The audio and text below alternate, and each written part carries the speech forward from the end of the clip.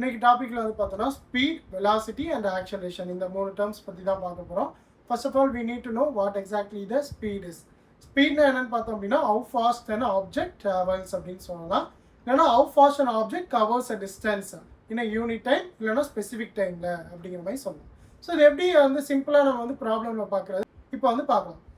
So அதுக்கு முன்னாடி வந்து பார்த்தோன்னா ஸ்பீட் வந்து பார்த்தோன்னா இஸ் ஸ்கேலார் குவான்டிட்டி அப்படிங்கிற மாதிரி சொல்கிறோம். ஏன் ஸ்கேலார் குவான்டிட்டி சொல்கிறோன்னா மேக்னிடியூட் மட்டும் தான் நம்ம பார்க்க போகிறோம். மேக்னிடியூட்னா how fast an object moves அப்படிங்கிறத மட்டும் தான் நம்ம பார்க்க போகிறோம்.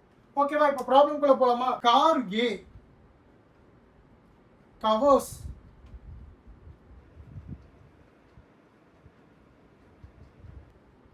distance of 50 மீட்டர் வந்து பார்த்தோன்னா கவர் பண்ணுது. இந்த டைம் எவ்வளோ டைமில் அப்படின்னு பார்த்தோம் அப்படின்னா 2 செகண்ட்ஸில். ஓகேவா?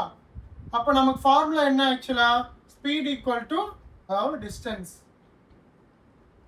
By time. ஸோ டிஸ்டன்ஸ் எவ்வளோ நமக்கு ஆக்சுவலாக பார்த்தோம் அப்படின்னா 50 மீட்டர்ஸ் பை டைம் எவ்வளோ 2 செகண்ட்ஸ். ஓகேவா? நம்ம இவ்வளோ ஸ்பீடில் வந்து பார்த்தோம் அப்படின்னா கார் வந்து ட்ராவல் ஆகிருக்கு அப்படின்னு நம்ம தெரிஞ்சுக்கலாம். ஓகேவா? இதுவே வந்து பார்த்தோன்னா ஆவரேஜ் ஸ்பீட் கண்டுபிடிக்கிறதுக்கு இன்னொரு ஃபார்முலா இருக்குது. அது என்னன்னு பார்ப்போமா? ஸோ இப்போ ஆவரேஜ் ஸ்பீட் பொறுத்த வரைக்கும் என்ன சொல்கிறோம் அப்படின்னா ஒரு ஆப்ஜெக்ட் வந்து பார்த்தோம் அப்படின்னா covers distance of the object வந்து பார்த்தோன்னா covers the distance of 5 meters in 2 secondsல வந்து பார்த்தோன்னா கவர் பண்ணியிருக்கு. and again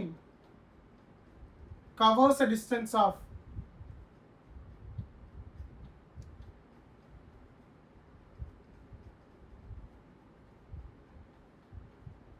5 meters in 3 செகண்ட்ஸில் வந்து பார்த்தோன்னா கவர் பண்ணியிருக்கு. ஓகேவா? இப்போ வந்து ஆவரேஜ் ஸ்பீடோட ஃபார்முலா வந்து பார்த்தோம் அப்படின்னா average speed equal to total distance covered by time taken. அதான் வந்து பார்த்தோன்னா ஃபார்முலா. ஆவரேஜ் ஸ்பீட்னா என்ன?